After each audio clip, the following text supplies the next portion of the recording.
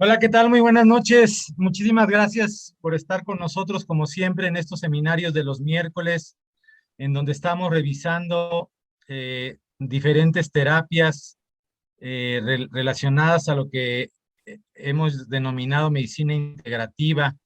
Y hoy hay una terapia que vamos a platicar de ella, que es muy interesante porque no es tal cual, por decirlo de alguna manera, una terapia que haya nacido dentro de la medicina alternativa. Es una terapia que nació más en la medicina convencional, que es la rehabilitación. Sin embargo, tiene muchos elementos que contrastan con otras terapias de la propia medicina alópata o convencional, porque los conceptos que se manejan en ella eh, a veces son distintos a algunas de las especialidades médicas que trabajan los mismos padecimientos. Tal es el caso, por ejemplo, de la visión de la ortopedia o de los que hacen cirugía de espalda, etcétera. La rehabilitación tiene una diferente forma a veces de ver la enfermedad que estas especialidades de la medicina alópata. Y tenemos un invitado de honor, que es el licenciado Diego Reyes Quintero, que él es licenciado en acupuntura y rehabilitación física. Además, es especialista en podología, también tiene cursos en urgencias y es maestro también de la escuela. Y bienvenido, Diego, seas el día de hoy a participar en este seminario de todos los miércoles. Buenas noches, doctor. Como ya me presentaron, soy el licenciado Diego Reyes Quintero y hoy vamos a hablar sobre el tema de lo que es la rehabilitación junto con lo que es la ortopedia y la discapacidad. No sé si ya se ve mi diapositiva. No, todavía, si gustas compartir. Ujú. Ahí se ve. No, todavía no.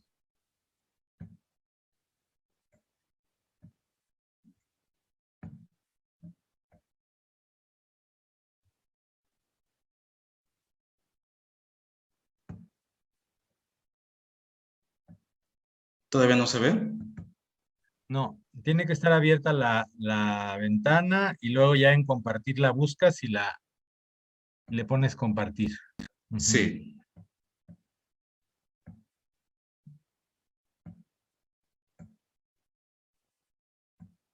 Bueno, como tal, este tema vamos a hablar de lo que es la discapacidad y los diferentes tipos de discapacidad que vamos a conocer.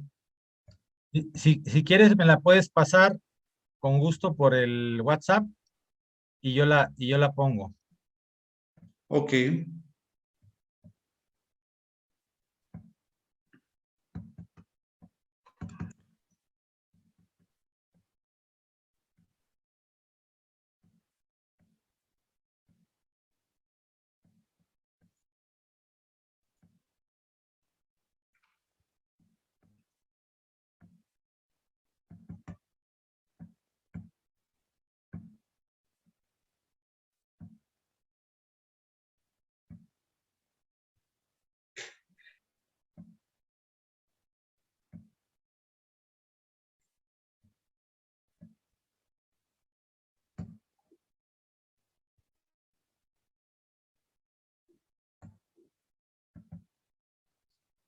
Creo que ya se puede.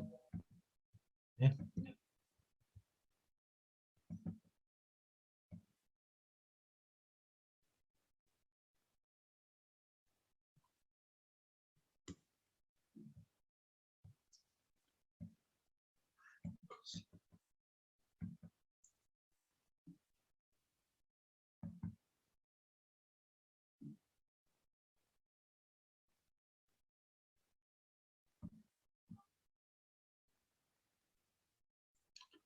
Una disculpa que esto se está tardando un poco. No te preocupes. Si gustas mandármela por en el WhatsApp, ¿lo tienes abierto tu WhatsApp en la computadora? Sí, Mándamela si quieres la presentación y ahorita te la pongo.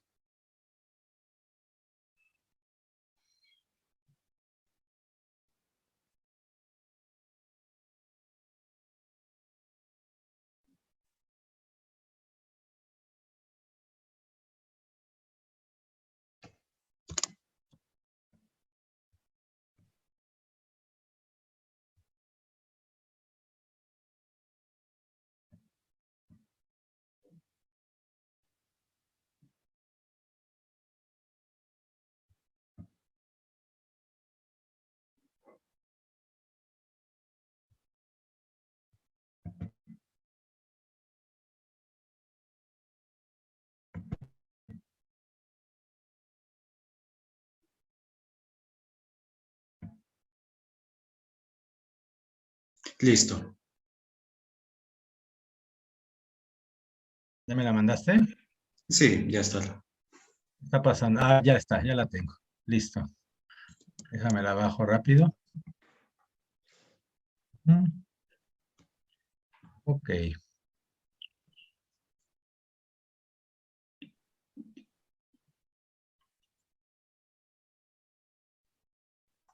Adelante, Diego. Ahora sí, ya se puede ver. Sí, perfectamente. Muy bien. Bueno, antes que nada, vamos a hablar de lo que es la discapacidad. Ujú. De primera instancia, ¿qué es lo que define la OMS como la discapacidad?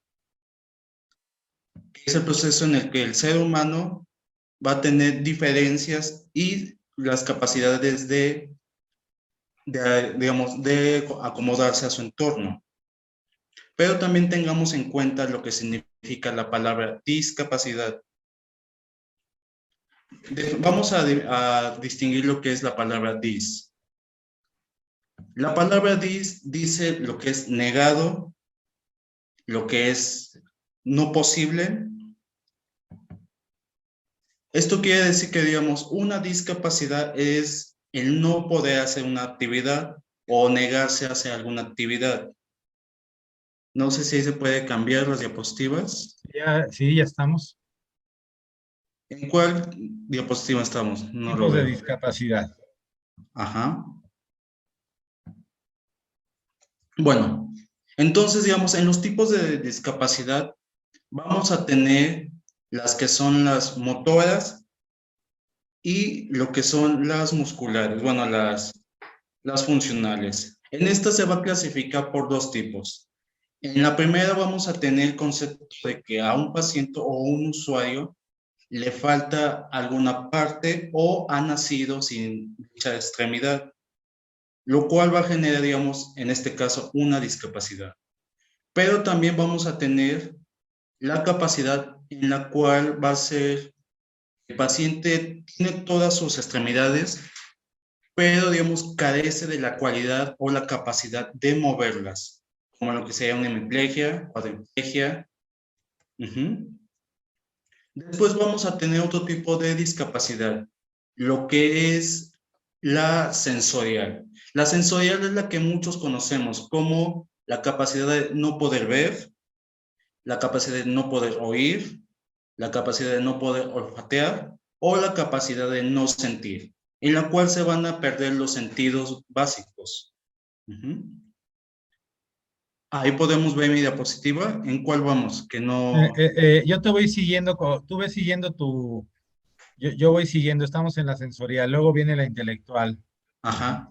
Bueno, en intelectual son pocos casos que vamos a ver, como son los casos de los pacientes que tienen síndrome de Down o parálisis cerebral, los cuales tienen la capacidad de no seguir o no compartir información o asimilar información.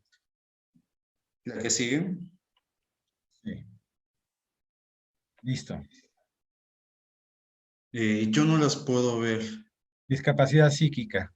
Ah, ya. En la discapacidad psíquica vamos a tener lo que es el proceso en lo cual son enfermedades de tipo psiquiátricas, que puede ser, digamos, una esquizofrenia, problemas emocionales, bueno, una depresión que también se puede catalogar como una discapacidad porque nubla el juicio y nos afecta en lo que sería posibilidades de hacer, digamos, dichas actividades o unirnos a un medio.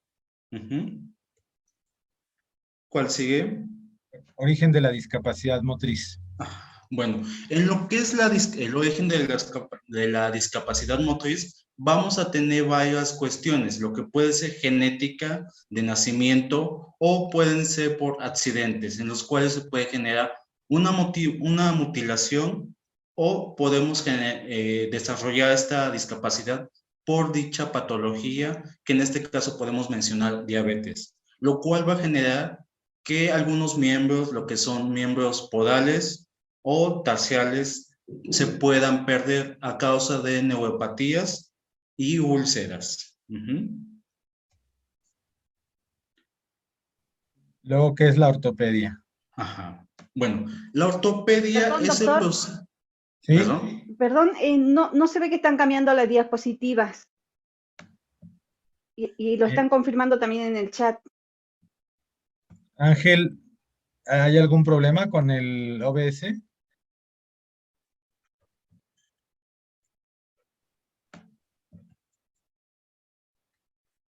Lo checo a ver qué sucede. Permítame. Entonces, Raquel, ¿se quedaron como en la primera diapositiva o qué pasó? Sí, se quedó en la primera, doc. No, el OBS está bien. O sea, a ver, déjenme, dejo de compartir y vuelvo a compartir.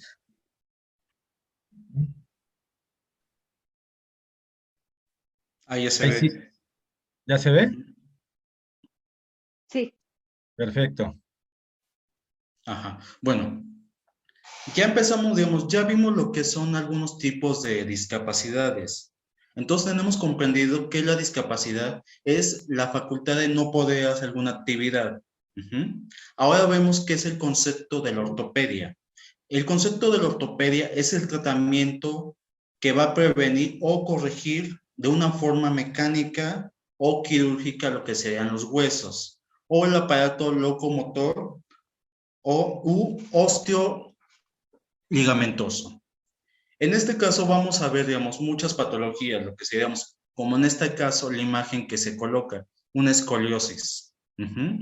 Pero, digamos, hay múltiples patologías, no nos vayamos tanto a los extremos, desde lo que es un pie valgo, un pie varo, una caminata equina, una caminata claudicante, que son patologías básicas que vemos día con día, en el cual, digamos, muchas veces se ve como tratamiento básico el colocar una plantilla o colocar, digamos, otros elementos quirúrgicos, bueno, otros elementos ortopédicos, como lo que sean vendajes funcionales o vendajes elásticos, como lo que sea la kinesiología, que son elementos ortopédicos que van a corregir lo que sea el momento de desplazamiento de alguna extremidad. La que sigue, por favor. Aquí tenemos varios elementos de lo que podemos llamar elementos ortopédicos, que en sí muchos de estos elementos son vendajes que ya han sido modificados. Por decirlo, en la primera imagen, no solamente el hecho de la ortopedia se va a lo que son las lesiones, también lo podemos manejar como elementos estéticos, como en este caso sería, digamos, los brackets o todos esos elementos que van a modificar la mordida. Después tenemos las fajas, que son vendajes compuestos que van a corregir o van a modificar la postura. Siguiente caso, tenemos una muñequera. Esta muñequera cumple la misma función que un vendaje, la cual es fijar una extremidad y mantenerla en un estadio positivo, para que, digamos, esta lesión o esta, digamos, deformidad pueda entrar en un proceso de recuperación y autorregeneración. Después vamos a ver otro tipo de elementos, otro tipo de elementos ortopédicos, que vienen siendo, digamos, las muletas. En este caso, digamos, lo que son las muletas se comparan con lo que serían unas plantillas.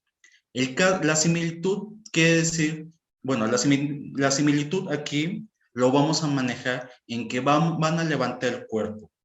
El hecho de que, digamos, a un paciente se le mande un elemento ortopédico no significa que eso vaya a ser el tratamiento definitivo.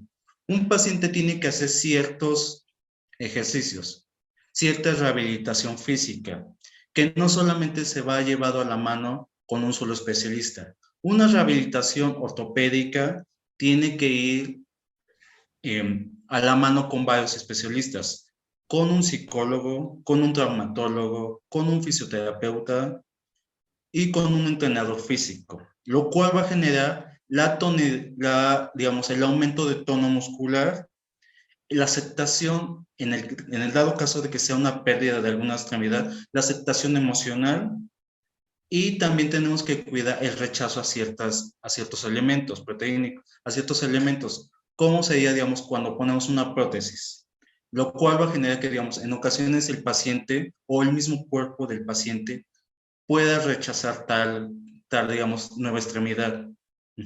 También vamos a tener, digamos, las botas que van a corregir o van a cuidar el tobillo de algún esguince o cierta patología como sería el túnel del tarso. También vamos a tener igualmente prótesis dentales, que todos los elementos ortopédicos o todas las prótesis son para mantener el estadio en una vida cotidiana. Siguiente diapositiva, por favor. Aquí vamos a tener prótesis de manos, propiamente dicho, de extremidades, tanto manos como piernas. Este caso son prótesis un poco más avanzadas, lo cual va a generar que puedan recuperar la misma capacidad que antes se perdió, que es hacer la sujeción de algún elemento, llevando a cabo lo que es la presión en la mano, junto con lo que sería una morfología lo más similar a la que se ha perdido. Por decirlo, aquí vamos a ver una imagen de una mano, que es lo más semejante, digamos, a la mano natural que se tenía, porque antiguamente, digamos, las prótesis que se manejaban llegaban a ser un poco antiestéticas, solían ser solamente pinzas o solían ser ganchos. Ahora, digamos, estamos viendo un avance, el cual nos va a dar un estadio y una aceptación más rápido a lo que sería la pérdida de un miembro, que se llevó a caso por una enfermedad o por un accidente. Siguiente, por favor. Como repito, el hecho de usar alguna prótesis es mantener la función corporal adecuada. Aquí vemos el caso de una prótesis dental, ya que, digamos, si se carece de algunas piezas dentales, la alimentación se va a afectar, ya que, digamos, no vamos a masticar adecuadamente y los alimentos van a entrar de una forma muy agresiva al tracto digestivo y no van a ser propiamente masticados. Siguiente, por favor. De la misma forma vamos a tener prótesis en lo que serían las uñas. Este tipo de prótesis se llama ortodoncia, lo cual va a generar que las uñas cambien su forma, ya que, digamos, como recordamos, la ortopedia va a modificar mecánicamente alguna pieza de nuestro cuerpo. En este caso vamos a ver las uñas. Esto es para cuando las uñas se están encarnando. Para no provocar un encarnamiento en tal uña, en tal dedo, vamos a meter este elemento ortopédico que va a levantar la uña, ya que, digamos, la uña se ha deformado por elementos externos, como sea una mala pisada o el cambio de la postura, ya que hay muchos pacientes que llegan a perder una pierna, un dedo o alguna lesión en lo que es el proceso de la marcha. La pisada se va a modificar, lo cual va a generar que las uñas empiecen a rotar, que se empiecen a encarnar o que provoquen elementos externos como lo que sea un hallux valgus o un quinto varus, lo cual va a generar que, digamos, los elementos sólidos del dedo vayan a lastimar el tejido. Siguiente, por favor. Aquí tenemos prótesis. Las prótesis no es un elemento ni un invento nuevo. Esto es un elemento que ya lleva miles de años. Esta es una prótesis egipcia que se encontró, digamos, en muchas de las tumbas de los faraones, lo cual tenía el fin que era reemplazar la posición del primer dedo, ya que, digamos, un paciente al carecer del primer dedo pierde lo que es el equilibrio. Junto con eso, en pacientes que vamos a tratar, en todo esto que vamos a englobar como una rehabilitación grupal, en lo que es los fisioterapeutas, el médico rehabilitador, tenemos que trabajar a la par y en un equipo para que, digamos, el paciente pueda tener un estadio o volver a la marcha. Y además, bueno, ya después de haber hecho una prótesis adecuada para nuestro paciente, tenemos que reeducar a nuestro paciente para que, digamos, su ciclo de la marcha vuelva a ser el idóneo, ya que, digamos, ahora no puede contar plenamente de esa extremidad, sino que, digamos, el punto de equilibrio va a tener que desplazarse ligeramente o volver a reeducar lo que es una marcha adecuadamente. La que sigue, por favor.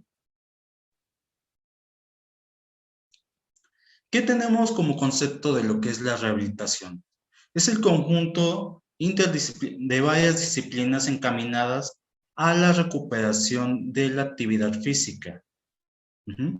O como es el concepto que se colocó, que digamos, nuestro paciente vuelva a tener la capacidad de desplazamiento. La que sigue, por favor. Aquí tenemos una imagen de la cual vamos a ver varios conceptos.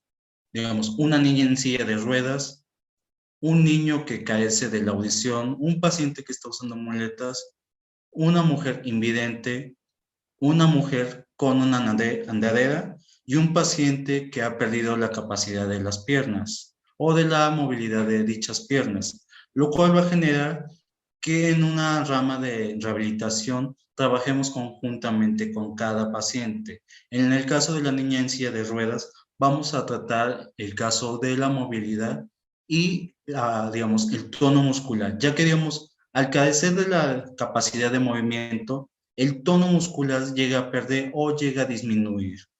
En el caso, digamos, del niño con un aparato auditivo, digamos, se tiene que volver a hacer una rehabilitación y una adaptación a lo que sería el mundo a su alrededor, aprendiéndole o enseñándole lo que son lenguajes de señas. En el caso del paciente que tiene muletas, vamos a trabajar con lo que sería el tren menor, las piernas junto con lo que sería, digamos, ejercicios, terapias musculares, terapia de rehabilitación, y en este caso también que el paciente, digamos, acuda con un quiropráctico para tratar, digamos, lesiones que tenga en la espalda. Con el paciente invidente vamos a hacer una reconformación de la adaptación de su medio, porque ahora como ya carece de la vista, se tiene que acostumbrar o tiene que aprender a usar los demás sentidos para volver a conformar su entorno. Con un paciente geriátrico como lo que vemos aquí, vamos a tratar lo que sea junto con, digamos, otros profesionales de la salud, sería el nutrólogo, el gerontólogo, el internista, para que, digamos, esta mujer no pierda tono muscular, además de que, digamos, otras patologías no la vayan a atacar. En el caso de nuestro paciente, digamos, que tiene el último paciente, con él vamos a trabajar una rehabilitación integral en lo que sería la movilidad de las piernas, fortaleciendo el tono muscular y asimismo haciendo flexiones en lo que sea la articulación tibia-serralina y la femorotibial. Siguiente, por favor. Aquí vemos una imagen de un niño que ha perdido la capacidad de desplazamiento. Vamos a tener en cuenta que, digamos, aquí en una capacidad infantil tenemos que tener en cuenta que el paciente infantil o el paciente pediátrico tiene que tener también una asesoría psicológica. Junto con eso, de varios ejercicios que vuelvan a explicarle lo que es se le vuelva a enseñar lo que es el desplazamiento en dos piernas. Lo cual vamos a generar con varios especialistas y en varias sesiones en lo que sea el gimnasio o el área de rehabilitación. Siguiente, por favor. Aquí mismo vamos a tener también otro paciente pediátrico, el cual no solamente se va a llevar a cabo en un gimnasio, sino que, digamos, en colchonetas, utilizando diferentes elementos, como lo que sea, digamos, la pelota, para, digamos, volver a que tenga sus capacidades motrices y sobre todo lo que es la capacidad del espacio, ya que estos pacientes pasan tanto tiempo en un estadio recostado que genera, digamos, cambios de su postura. Va a alterar lo que sería la espalda, la columna, las piernas van a perder tono muscular, la capacidad de los brazos se va a disminuir, lo cual va a generar que en lugar de que solamente tenga una parálisis o una falta de tono muscular, vamos a aumentar lo que sea otras discapacidades, lo cual va a generar, digamos, bueno, aquí estamos motivando lo que es el desplazamiento con estiramientos, ejercicios que van a ser tónicos y le van a dar un poco de fuerza a lo que sería la cadera y las piernas. También trabajando con lo que sería la columna. Siguiente, por favor. Bueno, aquí en pacientes geriátricos que vamos a ver, por lo que sea, digamos, una amputación de miembro, tenemos que trabajar junto con lo que sea un ortesista o un protesista, lo cual va a generar una nueva extremidad a nuestro paciente. En el caso de este paciente, vamos a tener que tener a la mano lo que sería un especialista en ortopedia para, digamos, trabajar junto con lo que sea, digamos, las extremidades y volver a reeducar a nuestro paciente en lo que es el proceso de la marcha, ya que, digamos, por el hecho de haber perdido, digamos, una extremidad, nuestro paciente va a tener problemas en lo que sea la espalda y la cadera. Junto con esto, vamos a pasar, digamos, con nuestro paciente a un estadio en el cual psicológicamente va a estar afectado, lo que va a generar que el paciente tenga problemas motores y problemas psicológicos, ya que, digamos, muchos de los pacientes se niegan a usar algunas prótesis, porque, digamos, no les es cómoda, les lastima, no les gusta la prótesis y se van a negar un poco a lo que sería, digamos, esta nueva posición al caminar, ya que, digamos, si la prótesis fue mal hecha, va a generar úlceras en lo que sería el hueco de la pierna. ¿Hasta aquí alguna pregunta?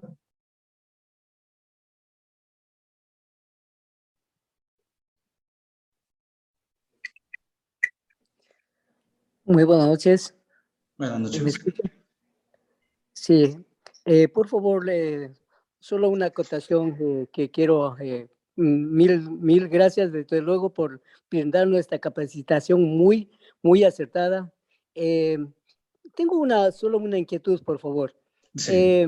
Por ejemplo, todos los tratamientos que acabamos de ver, específicamente se dirige, por ejemplo, a las personas que hayan tenido accidente, no así, por ejemplo, con los genéticos, es decir, que viene de herencia. Entonces, así lo entiendo. O sea, todas estas cosas son, pero los que han tenido que han tenido accidente, más no los que sean genéticos. Así lo entiendo. ¿Es así, mi doctor? Así es. Bueno, aquí estamos viendo lo que sean por amputaciones o como mencionan, por accidentes, pero también muchos de los tratamientos ortopédicos, como en las imágenes anteriores, son por genética, son pacientes que tuvieron algún evento cerebrovascular o alguna parálisis facial, lo cual va, digamos, a interrumpir el ciclo de la marcha. Por decirlo, en los pacientes pediátricos que vimos, en las 12 fotos anteriores, son pacientes que nacieron sin la capacidad de desplazamiento. Y para esto, digamos, se usan las barras paralelas y las pelotas para que, digamos, reeducar lo que sería la marcha o la bipedestación. Por ejemplo, alguien con parálisis cerebral infantil, podría Así ser. es. Como en este caso de esta foto, es un niño que tiene una parálisis cerebral. Si notan, digamos, la distrofia en sus piernas no es acorde a lo que sea su talla y su peso. Aquí vemos que, digamos, el niño todavía a su edad, digamos, el niño, digamos, aparentemente de 2 o 3 años, ya un niño de esa edad se puede desplazar por sí mismo. Pero en este caso es un niño que todavía lo podemos tener con arnés de seguridad para evitar, digamos, accidentes y caídas o caídas. Este paciente tiene que, digamos, tener diferentes tipos de ejercicios. ¿Cómo sería? Meterlo en lo que es una tina, digamos, en la tina de hidromasaje, en una alberca, para que, digamos, su desplazamiento sea más idóneo, sin el peso de su cuerpo. Aquí, digamos, el paciente ya ha pasado por esas capacidades y lo tenemos en las paralelas, mejorando, digamos, ya su capacidad de marcha. ¿Alguna otra duda? Sí, solo una última acotación, mi Sí, doctor. Mil disculpas que les no se interrumpa. preocupe.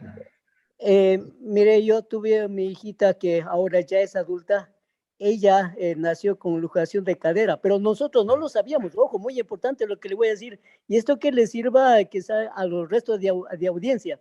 Resulta que mi hijita, cuando era pequeña, cuando comenzó a caminar, no presentaba ninguna anomalía. eh, Simplemente hubo un pequeño retraso en cuanto al caminar, o sea, ya la niña iba desarrollándose, pero había una mínima dificultad que no podía caminar normal. De tal manera que nosotros decíamos simplemente pues que faltaba vitaminas y todo eso. Resulta que cuando ya fui creciendo más, ya tenía que caminar y ya no caminó normal. Entonces, los médicos en aquel entonces, que ya luego tratamos porque había sido luxación de cadera. Ahora, ¿por qué le digo esto? Porque en realidad nosotros no lo notamos, pues cuando pequeño, ya cuando ya ella comenzó a caminar nuevamente, ahí ya se vio la cojera y todo eso, pero ya fue tarde, porque cuando nosotros le dijimos al doctor que él trató, lo que dijo es que esto podía haber remediado. Mi hija tiene 12 operaciones, de las cuales, claro, quedó ya prácticamente no tan normal al 100%, pero ya quedó con una discapacidad. Pero para nosotros, darle ese paso para nosotros como papás fue doloroso tener esas operaciones con mi hija. Entonces, al último, lo que dijo el doctor, el que trató al último, dijo, miren, todo esto podían haberse evitado si ustedes le trataban desde el primer instante a la niña, simplemente le iban cogiendo la caderita, poniéndole su foro, pero nosotros no sabíamos nada de eso. Es decir, tampoco nos dio ese síntoma alarmante, pues. Entonces, esto, mi querido doctor, no sé, esto le cuento para que la audiencia también sepa cómo actuar en caso de esos, por favor. Muchísimas gracias. Así es, gracias por el comentario. Y sí, muchas veces lo que es el desplazamiento acetabular se va a dar en el 70% en niñas. Y desafortunadamente no se no se detecta a temprana edad. Cuando ya se detecta ya es muy tarde. O digamos, a los pacientes pediátricos se les pone férulas que van a desplazar lo que es la articulación de la cadera. Pero de cierta forma, digamos, cuando no se detecta, vienen todas esas complicaciones que usted nos menciona. Las múltiples operaciones para alinear los acetábulos. ¿Alguna otra duda? No, muchas gracias. Muy gentil, muy acertado su respuesta. Bueno, en lo que es todo este proceso de rehabilitación física, lo tenemos que llevar a la mano desde, digamos, temprana edad. El hecho de que, digamos, veamos a un niño que camina mal o que, digamos, nace con alguna discapacidad, de primera instancia se tiene que hacer una buena valoración en lo que es su aparato locomotor.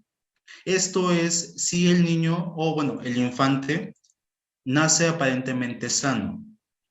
Pero digamos, si el bebé tiene alguna patología evidente, como una parálisis cerebral, síndrome de Down o alguna discapacidad o hemiplegia, desde muy temprana edad se tiene que meter en rehabilitación con elementos ortopédicos que van a corregir mecánicamente lo que sería la postura, el tono muscular de las piernas y sobre todo, digamos, digamos, este infante pueda desplazarse sin que sea, digamos, bueno, que se desplace por su propia mano, para que no caiga en un proceso de lo que sería la discapacidad. El hecho de no poder hacer una actividad o negarse a hacer una actividad por sus condiciones físicas. En un paciente, digamos, joven, bueno, pediátrico de 2 años, que aparentemente, digamos, está sano, tenemos que tener mucho cuidado con lo que es su marcha, porque también eso va a afectar lo que sería sus piernas fisiológicamente y morfológicamente, su espalda, incluso, digamos, su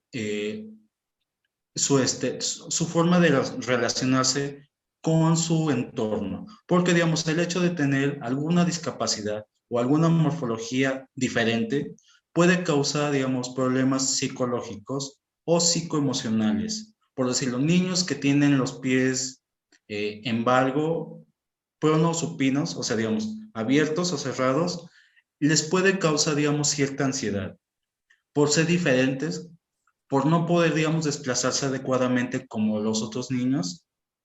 Y esto va a tener repercusiones tanto físicas como emocionales. Así que, digamos, aquí hay que tener cuidado en cómo vemos a los pequeños, ver cómo camina. No importa que tengan alguna diferencia. Si pueden desplazarse por sí mismos o si no lo pueden hacer, siempre tienen que llevar una revisión médica adecuadamente. ¿Alguna duda? Yo un comentario. Entonces, Diego, la rehabilitación se enfoca básicamente en cambiar lo que llamamos discapacidad, ¿no? Ajá. Es decir, se enfoca en, no necesariamente en curar como en la medicina en general se conceptualiza curar, es decir, regresar al estado normal o habitual, sino hacer que las personas lleven a cabo las acciones de su vida diaria de la mejor manera o de la manera más adecuada, dependiendo de la lesión que sufrieron. Así es. Que es un poquito diferente, ¿no? A veces del concepto de la medicina en general, que pudiéramos decir, si se pudiera, ¿no? Trasplantarle una pierna a una persona, ¿no? O sea, la idea de la rehabilitación es que la persona logre hacer sus actividades de la vida diaria de la mejor manera, ¿no? Eso es lo que busca principalmente un rehabilitador. Así es. Básicamente, lograr que una persona sea independiente y se desplace por sus propios medios. Esto no significa que, digamos, si tenemos un paciente que ha tenido lesiones en rodillas o tobillos, o incluso en la cadera, se le dé una silla de ruedas y él se desplace por su propia mano. Significa que, digamos, volvamos al estadio en el cual el paciente estaba bien, generándole un confort y una comodidad en su desplazamiento, sin causarle más lesiones. Tan solo no nos vayamos tan lejos. Una persona aparentemente sana, que camina, que tiene sus actividades normales, llega a presentar todo el tiempo lumbalgias, porque eso es el pan de cada día en un consultorio de rehabilitación. Un paciente que le duele la espalda, que tiene complicaciones cervicales, siendo que todo esto se puede corregir con simples ejercicios o la higiene de la columna. Esto es muy interesante y ahí es donde yo decía que a veces hay como conceptos encontrados en relación a veces a un ortopedista o algo así. Pasa mucho en la situación no de estos casos donde se perdió una extremidad o alguna cosa de este estilo. En los casos que son el pan nuestro de cada día, ¿verdad? Que es los problemas articulares, las osteoartritis, las lesiones mecánicas de la columna, de las articulaciones, de las rodillas, etcétera. Muchas veces la conceptualización de la rehabilitación es diferente a lo que a veces se le ofrece al paciente en otras especialidades, como es tratamientos quirúrgicos. En rehabilitación se tiene a veces una conceptualización diferente de cómo abordar esos pacientes. ¿Cómo ves eso? Sí, muchas veces sí se tiene ese concepto, en el cual, digamos, el paciente tiene cierto dolor, pero, digamos, se acostumbra a vivir con el dolor. Y esto genera, digamos, diferentes tipos de patologías. Perdón un momento. Lo cual va a generar que un simple dolor de espalda o una simple, digamos, molestia en el cuello se convierta, digamos, en una neuralgia. Y es cuando, digamos, los pacientes empiezan a presentar anestesias o parestesias en las articulaciones o en las extremidades. Por lo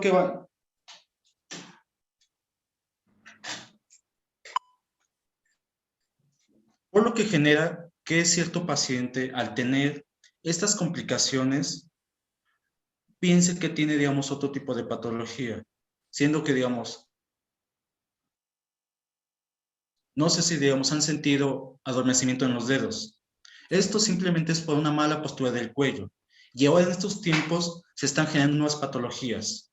Bueno, la patología va a estar ahí, pero, digamos, va a desatar diferentes tipos de orígenes. Lo que sería, digamos, ahora vamos a tener las cervicalgias por la postura y por el hecho de estar todo el tiempo con un celular. Vamos a presentar tendinopatías en lo que serían manos por el hecho de estar todo el tiempo estar tecleando en una misma postura, agachados, sin levantar la cabeza o sin levantar, digamos, mantener una posición completamente erguida. Esto va a generar diferentes tipos de compresión en cada vértebra. Y en el momento de que una vértebra empieza a presentar este tipo de compresión, vamos a empezar a comprimir ciertos nervios del cuerpo.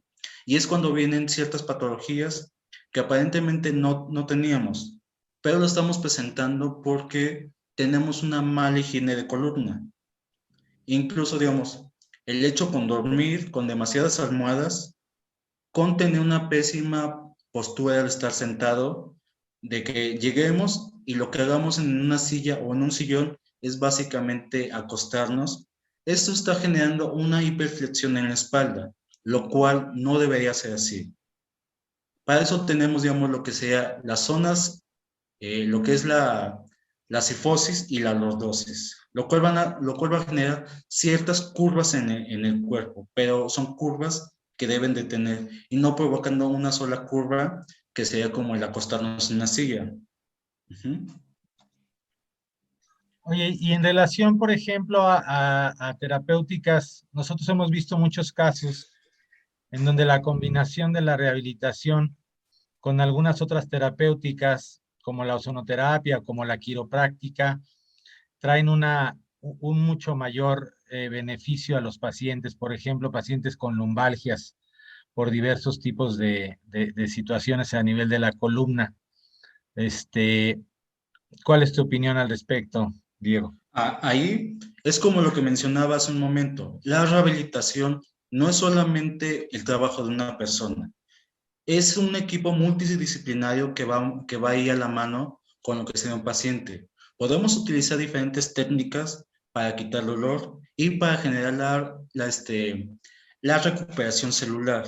En este caso puede ser la ozonoterapia, la acupuntura, técnicas de la terapia neural, que van a ser elementos y terapias que nos van a quitar dolor y nos van a ayudar a tener una mejor postura. El hecho de visitar un quiropráctico nos va a ayudar. Un rehabilitador físico, un acupunturista, todas las disciplinas que podemos manejar en una clínica convencional como la que tenemos en la escuela. Junto con eso, digamos, un tratamiento multidisciplinario que no solamente se va a englobar en la consulta que tengamos en la clínica. El especialista nos va a mandar ejercicios, los cuales tenemos que hacer en casa. ¿Cómo? No pasó, no fue nada. Sí. Sí, son ejercicios que nosotros tenemos que hacer en casa, porque, digamos, la rehabilitación no solamente se va a englobar en la consulta semanal que tengamos en la clínica. Tiene que ser algo ya disciplinario que tenemos que hacer día con día. Un paciente, digamos, por decirlo, amputado, o un paciente que tuvo una discapacidad de nacimiento, obviamente son pacientes que todo el tiempo tienen que estar haciendo esas manipulaciones y esas movilizaciones, ya que, digamos, como carecen automáticamente del movimiento, el movimiento lo tiene que hacer un tercero para que no se pierda ese tono muscular de la pierna. Y en pacientes que solamente van por cuestiones de rehabilitación postoperatorios o por alguna lesión que tuvieron, tienen que hacer una rehabilitación en casa, que conlleva en lo que sean elementos térmicos y ejercicios que el fisioterapeuta les dé. Muy bien. Yo quería platicar un caso que me tocó vivir, en donde un sobrino tuvo un accidente automovilístico y tuvo una luxación del hombro. Esta luxación del hombro dio como resultado que no pudiera mover el brazo. Cuando él fue a consulta de ortopedia, el ortopedista les dijo a él y a sus dos papás que nunca más iba a volver a mover el brazo. Posteriormente me acudieron a mí y yo les dije, tranquilos, no se me estresen, este es un tema más para un rehabilitador, en realidad, porque no sabemos todavía si la lesión que ocurrió es una lesión completa, ¿verdad? O es una lesión que pueda todavía recuperarse, aunque ahorita no esté moviendo el brazo. Posteriormente les dije, vayan con un rehabilitador. Posteriormente acudieron a un neurocirujano. El neurocirujano lo que propuso fue una cirugía como de un trasplante de plexo braquial de un lado al otro. También les dije, por favor, no me han entendido bien la idea. Requieren ir con un rehabilitador. Cuando acudieron con el rehabilitador, lo que hizo fue obviamente una electromiografía. Y lo que encontraron, Diego, es que no había una pérdida, no había una ruptura, digamos, de los nervios del plexo braquial, sino había una lesión, no me acuerdo los grados de lesión del nervio, tú eres más especialista en el tema, pero tenía una lesión muy importante y la latencia que se observaba pues era muy alta, es decir, el impulso nervioso estaba pasando muy lentamente. El hecho es que ya después de haber pasado por un rehabilitador y haber entendido que no había habido una pérdida, realmente una ruptura de los nervios en su brazo, le llevó a un proceso de rehabilitación que finalmente concluyó después de muchos meses en que volvió a mover completamente el brazo, fue recuperando desde lo distal a lo proximal la motilidad, obviamente perdió masa muscular en el tiempo, pero después con ejercicios, pesas y todo eso, al final del día ese sobrino tiene exactamente igual la función de un brazo y del otro. A eso es con lo que yo me refería, con que a veces las concepciones de lo que se debe hacer son diferentes y que a veces la gente entra en tal pánico que a veces acude o hace algún tipo de cuestiones como cirugías. Tal es el caso también muy común de los problemas de lumbalgia, de los problemas de hernias de disco, en donde a veces con la quiropráctica, junto con la rehabilitación y la ozonoterapia profunda, la discólisis y etcétera, podemos recuperar a un paciente y no tiene que ser pasado por un proceso quirúrgico en donde la bibliografía dice que a veces muchos de estos pacientes, más del 50%, vuelven a sentir dolor. A eso me refería en esta concepción que tiene la rehabilitación de recuperar la función, no siempre irse directamente a los procesos quirúrgicos. No sé si me explique, Sí. Diego. Esto, digamos, este tipo de casos sí es muy común, en el cual, digamos, el paciente se somete, digamos, a diferentes operaciones, pensando que sería, digamos, el tratamiento definitivo. Siendo que, digamos, como lo menciona, en lo que es el manguito rotador, por un accidente los nervios se van a comprimir o el mismo hueso va a hacer un pinzamiento de dicho nervio, lo cual va a generar que, digamos, en el momento que de un nervio muscular, bueno, motor, sea pinzado o sea bloqueado, va a perder la capacidad de movimiento. No nos vayamos tan lejos. Una parálisis facial. ¿Quién no ha tenido una parálisis facial? Esto se da por múltiples factores, pero digamos, detrás de la oreja tenemos el hueco de falopio. De ahí es un hueco donde solamente va a pasar el nervio trigémino y el nervio facial. Digamos, los momentos en el que estos dichos nervios se pueden afectar son por cuestiones diferentes. La temperatura, que va a hacer que se inflamen los músculos y obviamente por su expansión van a aplastar los nervios. Un golpe. El exceso de estímulos, como sería el estrés, va a inflamar estos nervios. Una neuralgia o una infección dental va a generar, digamos, una compresión en los nervios. Y como tal, digamos, el hecho de bloquear esos nervios va a dar como resultados primero hormigueo en la cara. Va a aumentar el dolor en una, digamos, neuralgia, o simplemente se va a limitar a bloquear todo el movimiento facial. Y obviamente, digamos, las rehabilitaciones, hemos tenido un mayor índice de aceptabilidad en lo que es el uso de acupuntura, porque como estamos estimulando precisamente el nervio vuelve a trabajar. Y ahí es cuando nuestros pacientes, en el cabo de un mes, 2 meses, vuelven a adquirir la capacidad motriz de, digamos, de la expresión, de poder hablar y comer sin ningún problema. Pero, digamos, sí, muchos casos se dan que solamente son por pinzamientos de los nervios. Pero, digamos, los nervios son tan importantes que si se llegan a afectar, perdemos la capacidad motriz. Y mi último comentario antes de pasar a las preguntas, Raquel, hay un tema interesantísimo en la rehabilitación, también en la quiropráctica, que son las cadenas miofaciales, Diego, que es una conceptualización muy diferente de la que tenemos a veces los médicos de cómo se originan algunas patologías. Es esta conceptualización, a todos, yo creo que Diego lo puede explicar mejor que yo, en donde muchos músculos actúan al unísono para realizar ciertas actividades. Vamos a decir, hay cadenas, hay descritas diferentes cadenas. Por ejemplo, hay una cadena posterior que puede ir desde el talón hasta el cuello, la cabeza, ¿verdad? Pasando por toda la zona dorsal. Y a veces una patología que esté en una parte de la cadena, digamos, por ejemplo, en las piernas, pudiera estar ocasionando un problema a nivel cervical, y eso pudiera estar ocasionando a lo mejor mareo, vértigo, algo así, ¿no? Por ejemplo. Sí. Y el médico normalmente se pone a buscar otro tipo de temas, algún tema en el laberinto, no sé, le va a dar medicamentos para problemas, para disminuir el tema del octavo par craneal, etcétera. Le va a dar fármacos. Y el tema en realidad viene por un problema de la cadena miofacial, ¿no? No sé si nos pudieras platicar un poquito de ese tema para la gente Sí. que nos está escuchando. Ahí, digamos, muchas veces pasa esto de que, digamos, se va al médico y lo único que ataca el médico son la sintomatología.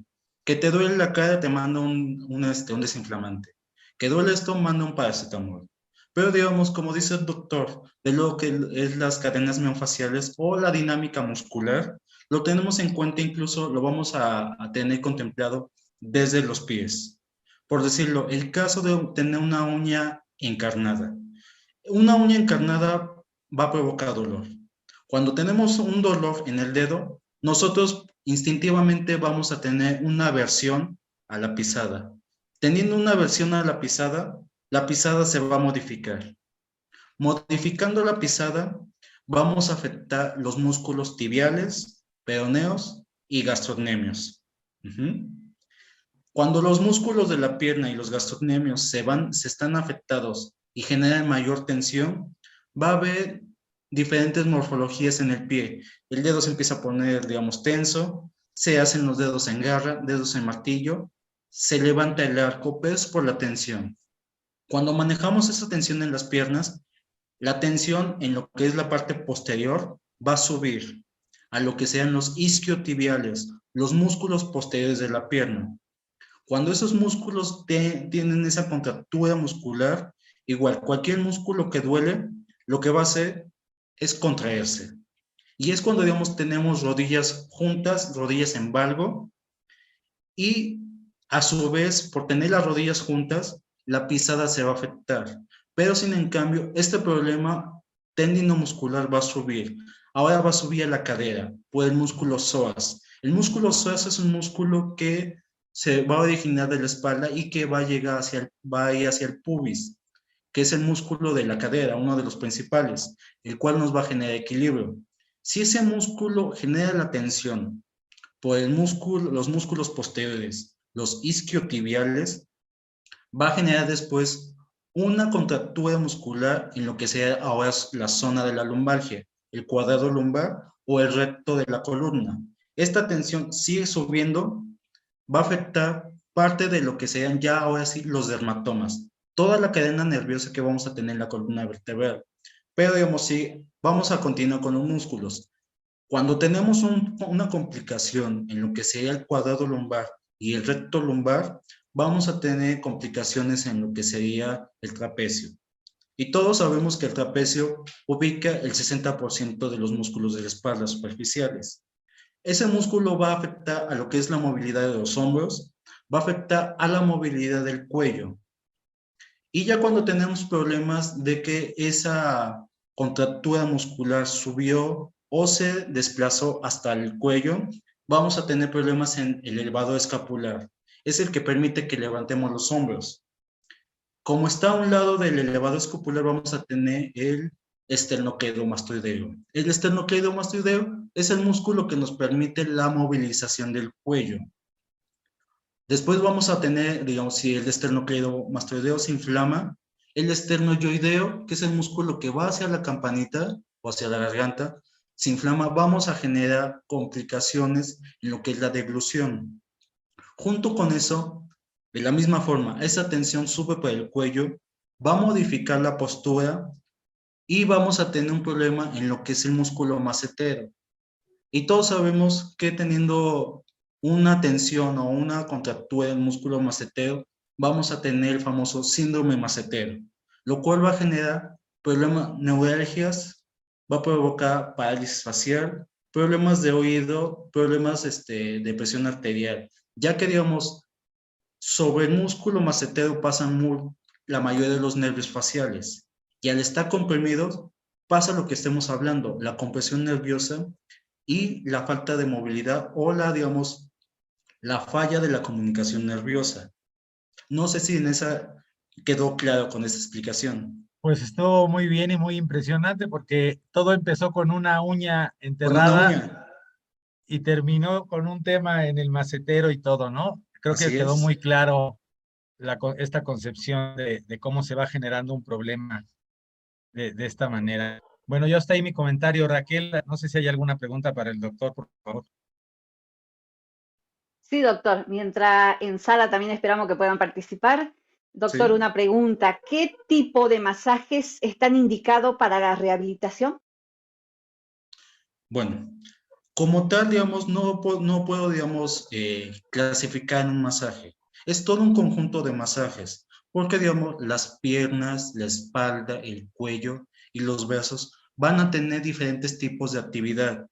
Y, digamos, si nosotros lo catalogamos en que solo un masaje trabaja para todo el cuerpo, va a ser un poco inapropiado. Porque, digamos, los músculos, los gastrocnemios, no van a tener el mismo tono muscular que un músculo cervical o que un músculo braquial. Así que, digamos, podemos combinar diferentes tipos, desde un masaje clínico, un deportivo, un masaje linfático, un masaje francés que solamente es relajamiento y un masaje tonificante. Así que, digamos, es dependiendo, digamos, el grado de dolor que nuestro paciente tenga. Pero sí hay que conocer, digamos, diferentes tipos de masaje y las cualidades de cada uno de ellos. Bien, doctor. Y otra pregunta casi parecida. ¿Qué diferencia hay entre la ortopedia y la fisioterapia? Bueno, la ortopedia trabaja con elementos físicos que van a corregir mecánicamente un hueso. Por decirlo, en el caso de una plantilla, va a corregir el estadio del pie. Y la rehabilitación física es un conjunto de ejercicios que el mismo fisioterapeuta o el mismo paciente se van a proponer, lo cual va a generar, digamos, el tono muscular y la rehabilitación del mismo cuerpo. Así que, digamos, son dos cosas diferentes, pero tienen que trabajar a la par. Bien, doctor. Acá en el chat nos preguntan, nos dice la importancia de la marcha, postura esquelética al caminar y sentarse en la silla, tensión, integralidad y de las patologías integrativas. La pregunta es del doctor Herranz. Ya, bueno, el problema de la marcha conlleva, digamos, múltiples patologías. El hecho de que, digamos, un paciente tenga una alteración en lo que es el ciclo de la marcha va a generar complicaciones posturales, sobre todo, digamos, en lo que sería el proceso de las uñas encarnadas. Como hace un momento expliqué, Tan solo una uña encarnada puede afectar toda la movilidad esquelética, porque estamos generando, digamos, una mala pisada. Al tener una mala pisada podemos pisar demasiado con el talón. Esto va a generar, digamos, diferentes síndromes, lo que es el síndrome de Sever o el síndrome de Harlow. El síndrome de Sever, todos lo conocemos que es el espolón calcáneo, pero vamos a tener dos espolones, lo que es el superior, el que va al tendón aquilino, y lo que es el inferior, el que va a la fascia plantar. Pero obviamente le hacemos más caso al espolón de la fascia plantar, porque es el que va a generar más dolor. Porque, digamos, el espolón, al crecer, va a picar los nervios plantares y además va a picar la bursa. Y al tocar la bursa, el paciente va a tener demasiado dolor. Pero sin en cambio, digamos, si hablamos del tendón aquilino, la apófisis aquilina no va a generar tanto dolor, solamente va a generar una inflamación. Ahora, digamos, con lo que es el síndrome de Hanglund, el síndrome de Hanglund coloquialmente es una talalgia, pero, digamos, puede detonarlo el síndrome de Sever. No sé si queda clara la pregunta con eso. Sí, sí, doctor. Por ejemplo, se necesita para tener una buena pisada, un buen calzado, buenas plantillas, los tacos, ¿cómo Ahí, infieren en las mujeres? ajá, ya. Bueno, la actividad física o el trabajo depende, digamos, del uso del calzado. Por decirlo, nosotros no vamos a salir a correr usando zapatos de vestir o tacones. Dependiendo, digamos, la ocasión y la actividad física que hagamos. Si hacemos una actividad física en el cual sea de algo, digamos, de un poco de peligro para los pies, obviamente vamos a usar bota con casquillo. Si vamos a hacer una actividad en el aire libre, donde sea el campo, tenemos que usar una bota que proteja el tobillo y también proteja del clima. Si vamos a hacer un trabajo de oficina, obviamente por la vestimenta y usos y costumbres tenemos que usar zapato formal. Pero incluso estos zapatos formales tienen una terminación en pico en los dedos. Y ciertamente los dedos no terminan en pico. Tienen una forma ligeramente cuadrada. Ahí el uso de las plantillas es indeterminado. Tanto se pueden utilizar plantillas suaves o plantillas que levanten el arco. Esto es para generar, digamos, un mejor estadio en lo que es la posición, ya que el cuerpo humano, sobre todo el pie, no fue diseñado para usar zapatos. Fue diseñado para caminar sobre rocas, arenas y pasto. Pero, digamos, porque, digamos, nuestro pie tiene 3 puntos de apoyo, es trípode. Lo que es el primer dedo es el primer punto de apoyo, el quinto dedo es el segundo punto de apoyo y el tercer punto de apoyo es el talón. Bien, doctor. Bueno, están participando a través del chat. Le pedimos que por favor puedan levantar su manito para hacer las preguntas. Mientras, otra pregunta que nos llegó a través de Facebook, ¿en qué consiste la ortopedia oncológica? Bueno, la ortopedia oncológica consiste en la rehabilitación de ciertas, bueno, dependiendo, digamos, el tipo de cáncer, porque, digamos, va a haber cáncer que van a destruir la capacidad motriz, pero, digamos, ahí, en lo que es la ortopedia, vamos a, digamos, sumar habilidades de rehabilitación junto con lo que sean elementos ortopédicos, como sería toda la cualidad de vendajes. En este caso, digamos, las férulas, los vendajes kinesiológicos, pero también depende más del problema de origen. No tanto, digamos, es un conjunto, bueno, es una rama ajena a la ortopedia. No sé si Bien, quedó claro, doctor. porque, digamos, ajá, sí. ¿Qué Bueno, enfermedades trata la... Sí. bueno, en un cáncer de hueso, por ejemplo, pues hay que amputar muchas veces la extremidad, ¿no? Ajá. Y ahí pues entraría obviamente la rehabilitación y la ortopedia en tener una prótesis, etcétera, para que el paciente tenga ya otra vez la capacidad de tener marcha, por poner un ejemplo, ¿no? Ujú. Bien. ¿Qué enfermedades trata la ortopedia infantil? La ortopedia infantil vamos a tratar todas las habilidades morfológicas del esqueleto, que digamos, muchas veces se basa en lo que es la etapa digamos, de la marcha. El uso, digamos, de calzado apropiado, como el que se, digamos, para evitar que, digamos, el infante tenga pie plano, o en el dado caso un pie cabo, que sea demasiado arco. Yo se la compro ya. Ah, su cadena de la... ¿Pero cómo lo vas a sacar? Bien, tengo el micrófono de alguien encendido. Sí. Bien, doctor, lo que usted nos explicaba. Para los niños con autismo, que ellos tienen diferencia al caminar o no caminan bien, ¿en ellos también se necesita algún calzado especial?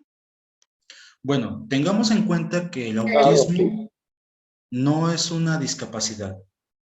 El autismo solamente es una diferente percepción del mundo que va a tener, digamos, un infante, un tipo de procesamiento diferente.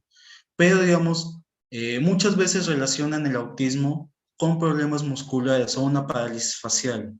Ahí hay que hacer, digamos, un poco de hincapié en la diferencia del autismo o una parálisis facial, cerebral.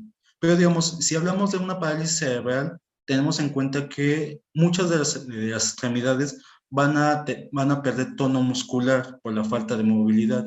Ahí lo único que tenemos que hacer es motivar con rehabilitación en ejercicios terapéuticos para que nuestro paciente no pierda tono muscular y no tenga espasticidad. Gracias. Gracias, doctor. Una pregunta en el chat. Nos dicen si nos podrían dar una plática más profunda de cadenas musculares y cómo trabajarlas. Soy Gaby. Estudio licenciatura en naturopatía. Yo creo que sería interesante preparar un taller, ¿no? De cadenas musculares, Diego, ¿cómo ves?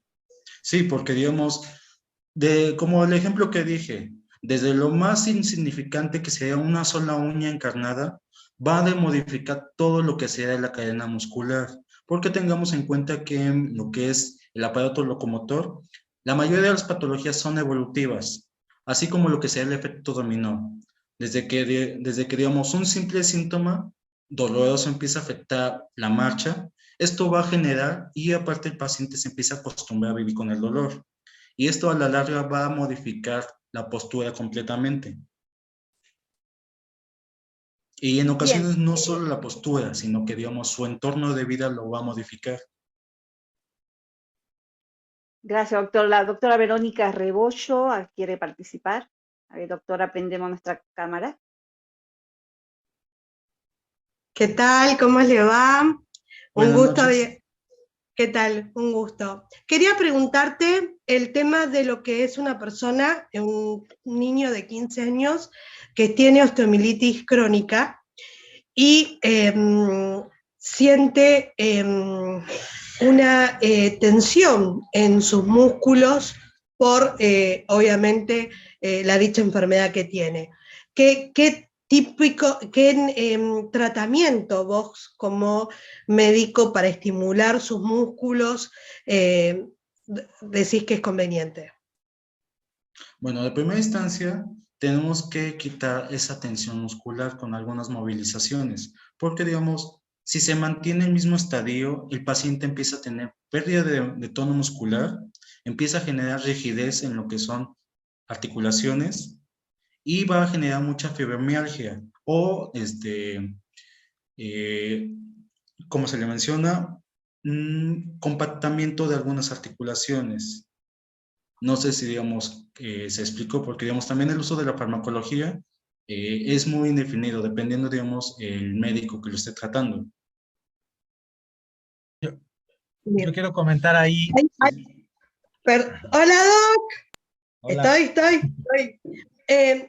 ¿Hay alguna forma de que algún paciente que quisiera tener contacto directo con vos a través médico vía chat o cómo puede comunicarse una persona con vos?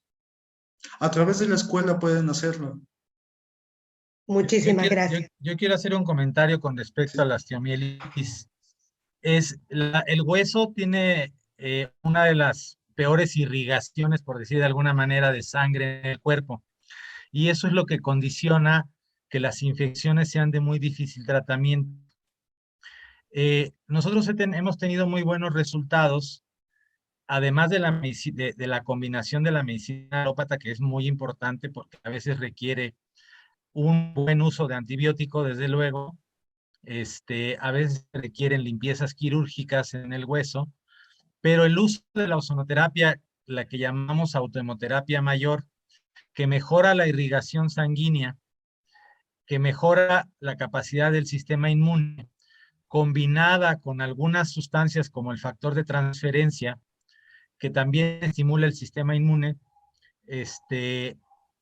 y un buen antibiótico, porque muchos de estos pacientes ya han probado muchísimos antibióticos y ya son resistentes a muchos de ellos, es decir, la elección correcta de un buen antibiótico y eso, todo en conjunto, hemos visto muy buenos resultados aún en pacientes que llevan muchos años con una osteomielitis crónica. Hemos visto fístulas cerrar, etcétera, ¿sí?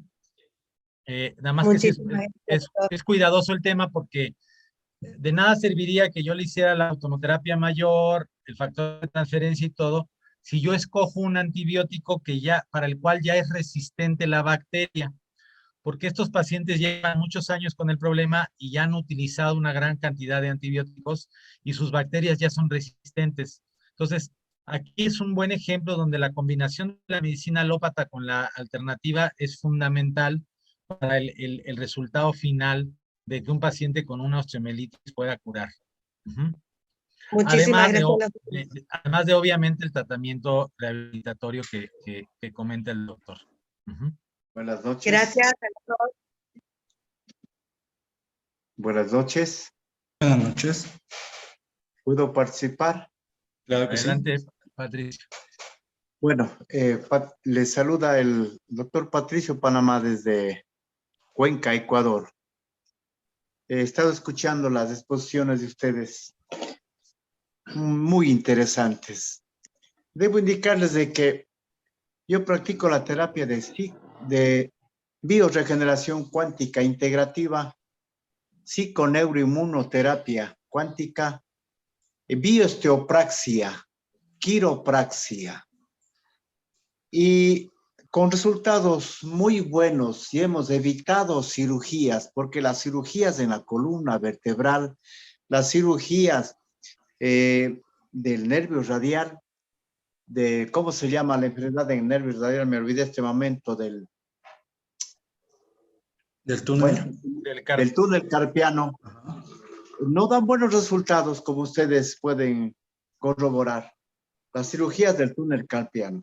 Y encontré en 2 o 3 casos que el problema del túnel carpiano estaba en problema en la cervical, en las vértebras cervicales.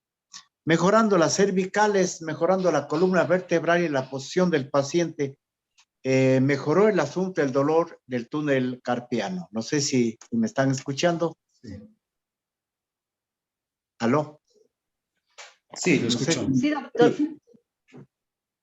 Entonces, de igual manera, con esta terapia nosotros vemos en el plano físico, mental, emocional, espiritual, energético.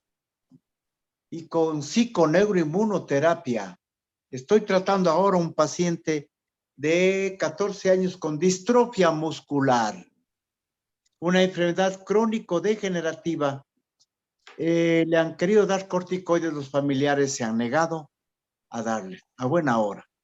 Le estoy haciendo desde la segunda sesión que le estoy haciendo. El paciente mejoró en 2 sesiones, mejoró su forma que estaba sentado al pararse. Ya puede él sentarse de un momento al otro, lo cual él hacía una serie de movimientos para sentarse.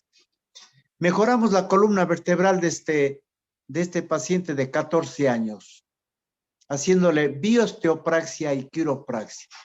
El paciente está caminando mejor, está con menos dolor. Claro que tiene que hacer rehabilitación. Entonces, todo lo que es correspondiente a bioesteopraxia, quiropraxia, mejoran los pacientes y evitamos las cirugías. Quería hacer este comentario. Con las terapias de bioregeneración cuántica también podemos desintegrar los patógenos que están presentes en el organismo del paciente. Virus, bacterias, algas, hongos, parásitos, arqueas. También utilizamos el dióxido de cloro en caso de las osteomielitis de pie diabético, dióxido de cloro, utilizamos también agua de mar. Quería hacer ese comentario con buenos resultados. Muchísimas gracias, doctor, por su aportación. Gracias. El doctor Juan Diplomado. Pedro estaba levantando Bien. la mano. Sí, ¿qué tal? Saludos a todos. Me Buenas acuerdo noches. de chiquito, ¿verdad, mi querido Paco? Cuando íbamos a la zapatería, nos ponían esos zapatos tan duros, te recordarás. Entonces, viéndolo desde el punto de vista preventivo, en los años 60, 70, pues no se tomaba en cuenta todo el aspecto del calzado, que era sumamente importante. Hoy en día ya tenemos más tipos de calzados sobre todo para los niños, ¿no? Que desde ahí debemos de empezar a ver qué tipo de calzado se va a hacer. Era muy pesado, te recordarás, el calzado, esos eran muy duros, decían, no, se amoldan, tú utilízalos. Y de ahí nace la ergonomía, de cómo sentarse, porque nos la pasamos gran parte del tiempo sentados y se nos ha olvidado también algo importante, a ver qué piensa nuestro amigo invitado y tú, que debemos de volver otra vez a retomar esas sillas que tienen el tamaño ideal, adecuado, pues, de tu postura para poder colocar tus miembros superiores en los brazos, para poder estar sentado, erguido, ese tipo de sillones que nada más están apoyados en un solo punto de apoyo, que te mueves, qué tanto daño nos hacen, toda esa parte ergonómica, yo creo que es también muy importante hoy en día, porque pues nos la pasamos mucho tiempo sentados. ¿Qué piensan? Bueno, Sí, la rehabilitación lleva muy poco tiempo, en realidad, como una disciplina que haya tomado auge en la medicina, Juan Pedro. Sí, efectivamente, cuando éramos niños nos ponían unos botines espantosos, las mamás, que eran súper molestos, ¿no? Y todo el tema de higiene de columna, que es lo que hablas, que nos puede platicar mejor Diego, pues es fundamental, ¿no? No sé qué nos puedas decir, Diego. Sí, en lo Adelante, que Diego. es toda esa rama ergonómica, tiene mucho sentido. En lo que fue la década del 2000 al 2010 se puso de moda y, digamos, todo lo hacían ergonómico. Pero de modo, digamos, la tecnología avanzó y muchas de esas cuestiones fueron olvidadas, por lo que fue, digamos, costos o diseño de pantalla, todo eso se omitió. Pero, digamos, lo que eran las sillas ergonómicas, que muchos conocimos en la secundaria, en la prepa, que más que cómodas nos mantenían en una postura rígida. Pero, digamos, eso ayudaba a que nuestra columna tuviera, digamos, un mejor desempeño, tuviéramos menos dolores de espalda y sobre todo, digamos, los teclados, no sé si los recuerdan, los teclados de la computadora ergonómica, los cuales, digamos, daban un apoyo en lo que era el área de la articulación, sobre todo, bueno, las muñecas. Es muy bueno que, digamos, ¿Cómo?